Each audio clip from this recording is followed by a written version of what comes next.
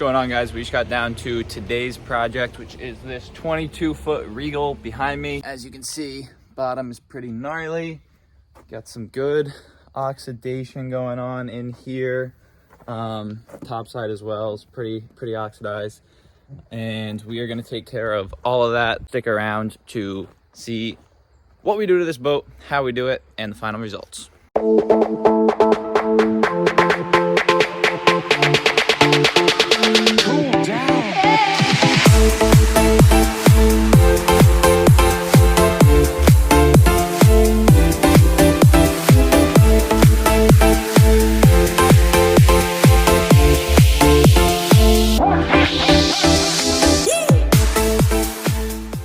All right, so whenever a boat needs a bottom wash, it's going to be the first thing that we do. What we're going to use for that is this Starbright hole cleaner. We have two dedicated bottom wash brushes, 2 pump sprayers. Make sure that you are keeping the boat wet. Definitely rinse the trailer very well if you're using something that is acidic. And you know, when it's on a trailer, it is a little bit tough, but we're going to hit everything we can.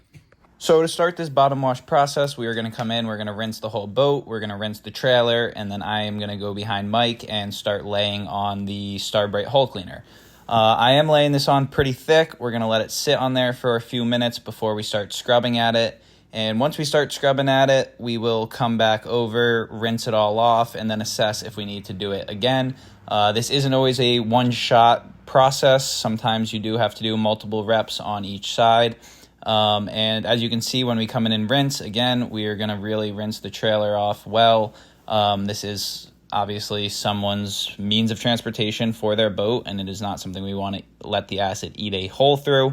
We're going to work our way around the whole boat using this process, laying the product on, letting it sit, scrubbing it, and then rinsing it.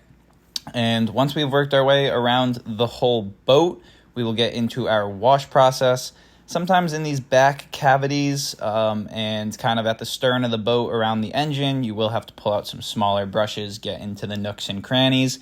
But however many reps it takes, just make sure you keep going until it is perfectly white, perfectly clear, and you don't have any odd sections with some of that staining still on there, because it will be an eyesore. Now, after that bottom wash is complete, we're going to hop right into our wash process, which starts with a good rinse. This knocks off any larger dirt, debris, whatever may be on there, and then we're going to foam it down. For this, we're going to use just a general degreaser. All you need is a squirt into your foam cannon, fill this up with water, and we're going to cover the entire boat. It's basically going to take off any of the surface contaminants. That way, when we come in with our abrasives, we're not bringing scratches throughout the whole boat. Once that foam cannon is loaded up, we come in, we lace a good layer of soap onto one side of the boat at a time. Once it's foamed down, we brush it out. We are using a gel coat specific soft bristle brush here. Make sure when you are using a brush to clean your boat that you aren't using something that's really firm and going to scratch it. Come in, rinse it off, and once this is rinsed and dried, we are ready to start corrections. All right, so we got the boat all washed, all prepped, ready to go. We're about to hop into our test spot. So basically what we do is we lay out the order and materials that we think that we're gonna need and use. We do a test spot. Each step we assess how it looks, decide if we like the direction or not, and we adjust as needed. So first thing is gonna be a wet sand with 1000 grit Merca Abralon. Same thing over here, but 2000 grit. And then we're going to hop to Level R on a 1.25 pile wool pad, and then Elevate on a orange force pad on the Rupes Millie. And then if that all looks good, we will seal it up from there. Now, as we hop into these test spots here, there are a few things to note. Number one, all these videos you see of us sanding, buffing, polishing, waxing, whatever it may be, are going to be sped up. So keep that in mind. Generally, the slower the arm speed, the better the results. That's pretty much how it goes. Number two, anytime you can, you're going to want to use a crosshatch pattern, as in side to side, up, down, side to side. Sometimes there are angles and ridges. Like in this one, it's really hard to see, but there is a little ridge up at that top.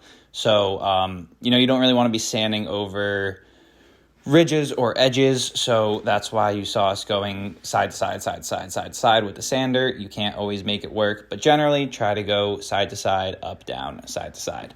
So you just saw us come through with the level R. Now we are hopping on to the elevate on the orange foam from Lake Country. And after this, we will assess. We don't do wax on our test spots, but we will assess where we are after that and if we like it, and then make a decision on how to go forward. Okay, so here was our initial test spot. On this, we went with a 5-step, 1,000 grit wet sand, 2,000 grit wet sand, level R, and then elevate on foam. And it definitely shined up really good, looks nice, but once you look at it under the light, you can still see some of these swirls and buff marks. Sanding marks are out, so that's a good thing, but we still see some swirls in here. So what we did is we went over and we did another test spot right here. This one was a 6-step, so started the same way, 1,000 grit wet sand, 2,000 grit wet sand, level R, and then we went into elevate on a yellow wool pad instead of the orange foam, and we finished it out with ignition polish on the orange foam. And as you can see, we pretty much have none of those swirls anymore. It looks really, really good, really clear finish, and that is what we're gonna go with. So somehow we did not get any footage of us sanding the hull of this boat, but as you can see, we've been through with the 1,000 grit, we've been through with the 2,000 grit, and now Mike is hopping into the level R.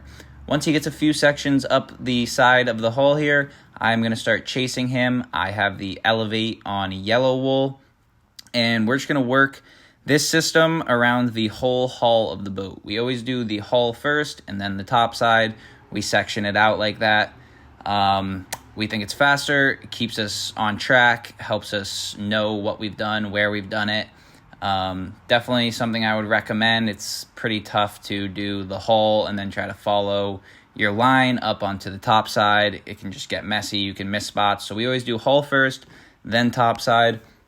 And once we have buffed our way around the entire hull, we will come in and polish our way around the entire hull, and then we will move to the top side, wax everything at the same time, essentially. So as you can see here, working our crosshatch patterns nice and slow, wiping every section after it is complete, and then eventually we'll be hopping on to our polishing. Again, we did not get a ton of videos of us polishing this, but you can already see that shine from sanding and buffing is there, and our polishing is just to pull out the last of those swirls, micro mars, make sure that that surface is perfect. Once the hull is complete, we will hop into the top side. Here's Mike. I think he's got the 2,000 grit on. We've already hit it with the 1,000 grit, and then we'll go through with the level R. Here you can see us using the elevate on the yellow wool to do our second to final correction step. And then, of course, we polish up the top side as well. Now, the top side is another one of those areas where it's tough to get your side to side, up, down, side to side in. And if you aren't doing that pattern, just be very, very cognizant and make sure that you are hitting every single spot. Not missing anything, and again, slow, consistent arm speed is going to be the way to make these boats perfect. And last off, we are waxing. We waxed on our white foam pad, same thing, Lake Country Force foam pad. This is the white one. It is a finishing pad, and that is what we use to apply our wax, and as you can see, this thing looks good. Shined up really, really well. We were able to pull all that oxidation out. And hopefully with this wax, this customer will see how good this looks and decide he's going to continue to wax it and not let it get oxidized.